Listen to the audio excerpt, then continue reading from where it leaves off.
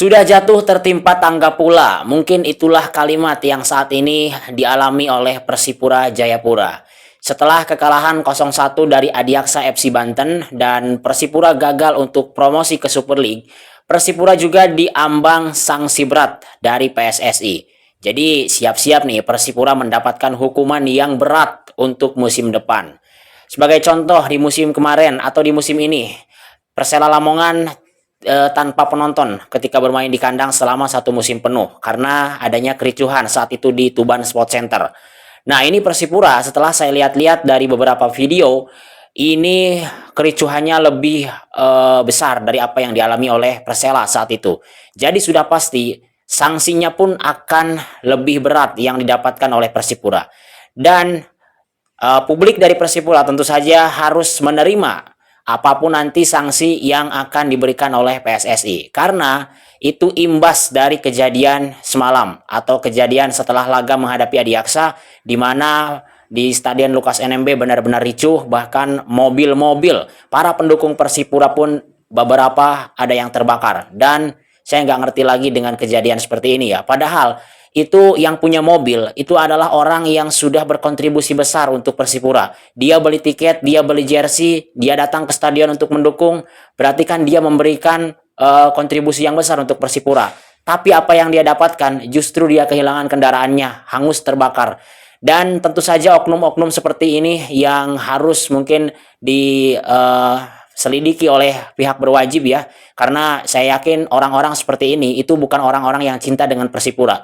Orang-orang yang cinta dengan Persipura itu akan mikir dua kali untuk berbuat anarkis. Karena mereka tahu kalau perbuatan seperti ini itu akan merusak nama Persipura. Persipura itu nama besar. Persipura itu harus dijaga namanya. Tapi dengan ulah oknum-oknum seperti ini, nama Persipura menjadi rusak dan sanksi berat siap-siap akan didapatkan oleh Persipura. Dan lebih parahnya lagi, ini kalau kita berbicara jangka waktu panjang ke depan, ini siapapun mungkin nanti khususnya yang dari luar Papua jika ingin menyaksikan Persipura bermain di kandang, di stadion, jika nanti sudah diperbolehkan kembali, maka akan ada ketakutan. Jadi imbasnya ini akan panjang, bukan hanya sekedar jangka pendek gitu. Dan apa yang didapatkan dari aksi ricuh ini gitu. Aksi ricuh ini juga tidak membawa Persipura menjadi naik kasta, tidak mengubah skor akhir dari pertandingan menghadapi Adiaksa. Jadi buat apa gitu? Jadi ini benar-benar kerugian dialami oleh Persipura. Seharusnya kalau memang kecewa dengan Persipura karena tidak bisa promosi dalam momentum yang sangat baik di musim ini, mungkin cara terbaiknya adalah duduk bersama dengan manajemen, kemudian berbicara apa yang harus diperbaiki untuk musim depan agar bisa lebih mudah untuk promosi. Karena momentumnya sudah dapat. Musim ini manajemen sudah bagus, pelatih sudah bagus, pemain sudah bagus. Tinggal rezeki saja sedikit lagi belum dapat. Nah, mungkin kekecewaan-kekecewaan jika dilakukan dengan bijak itu bisa untuk duduk bersama kemudian cari solusi terbaik agar musim depan bisa promosi.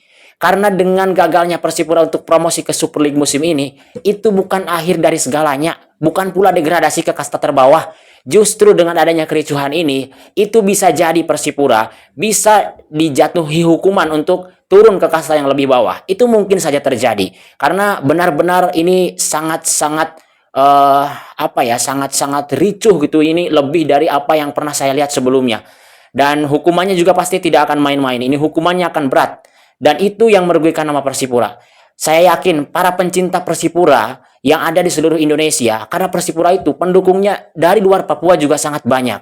Dan saya yakin mereka yang cinta dengan Persipura sedih melihat kejadian ini. Mereka takut nama Persipura akan tidak baik-baik saja. Mereka takut Persipura akan mendapatkan hukuman yang besar yang tentu saja harus berjuang lebih besar lagi nantinya untuk kembali ke Super League. Padahal jika bisa lebih bijak dan lebih bersabar, Persipura hanya mungkin butuh satu musim lagi untuk promosi. Dan musim depan itu bisa jadi penonton jika tidak mendapatkan hukuman bermain, jika tidak ada kericuhan, penonton bisa lebih banyak datang ke stadion untuk mendukung Persipura secara langsung.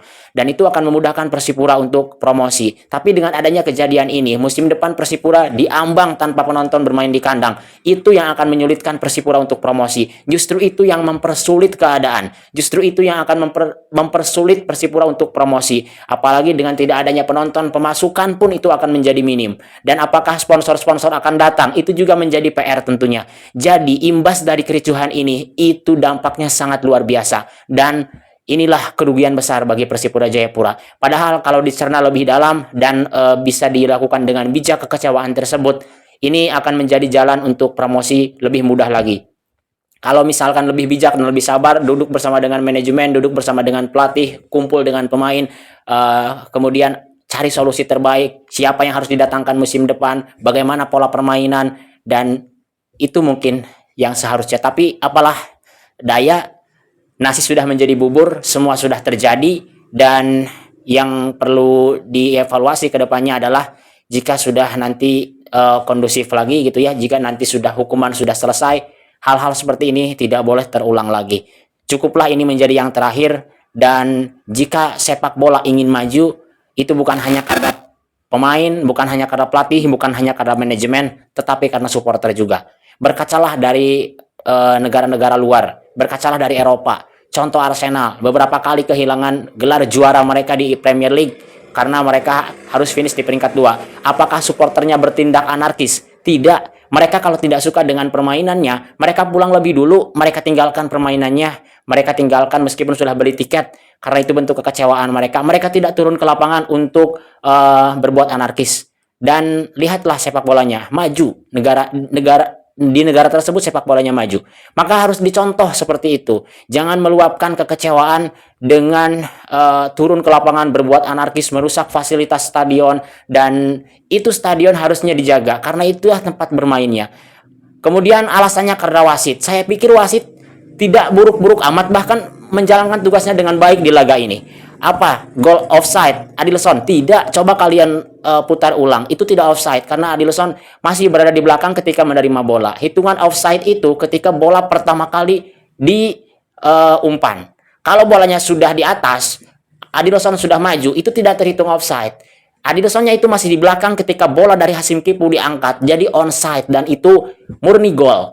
Itu sah. Dan yang disayangkan adalah Persipura tidak bisa cetak gol dalam babak yang kedua. Itu yang harus mungkin dievaluasi di musim berikutnya. Ketika bermain dengan tim low block, gimana caranya untuk bisa cetak gol. Kemudian apalagi keputusan wasit yang mana. Tapi kalau kita hitunglah perbandingan antara peluang Persipura dengan keputusan wasit misalnya. Mungkin cuma 1 atau 2 keputusan wasit yang kurang tepat. Jika dibandingkan dengan banyaknya peluang, lebih banyak peluang, jika peluang-peluang itu masuk, maka keputusan wasit ini tidak ada artinya. Jika beberapa peluang Persipura masuk, itu akan mengungguli Adiaksa. Jadi alasannya apa gitu untuk bisa ricuh seperti ini tuh, alasannya apa gitu? Apakah alasannya ingin mengubah hasil? Nggak mungkin. Semuanya yang terjadi di lapangan sampai 90 menit sudah 1-0 tidak bisa diubah, apalagi dengan kericuhan, justru itu yang menimbulkan kerugian. Jadi semoga menjadi yang terakhir, dan semoga yang tetap cinta dengan Persipura, apapun yang terjadi, hukuman apapun yang terjadi, semoga tetap bisa mendukung, semoga tetap bisa mengawal, dan semoga tetap bisa memberikan doa terbaik. Dan jangan hanya bersorak ketika menang, tapi dukung juga ketika sedang berada di bawah. Apapun sanksi yang nanti akan diberikan kepada Persipura harus diterima, karena itu adalah bagian dari tanggung jawab. Jadi sekali lagi, apapun yang nanti terjadi harus diterima. Gimana menurut kalian? Ini murni pendapat saya, dan kalian juga boleh berpendapat di kolom komentar. Berbeda pendapat dengan saya itu adalah hal yang lumrah, apalagi di negara demokrasi seperti ini.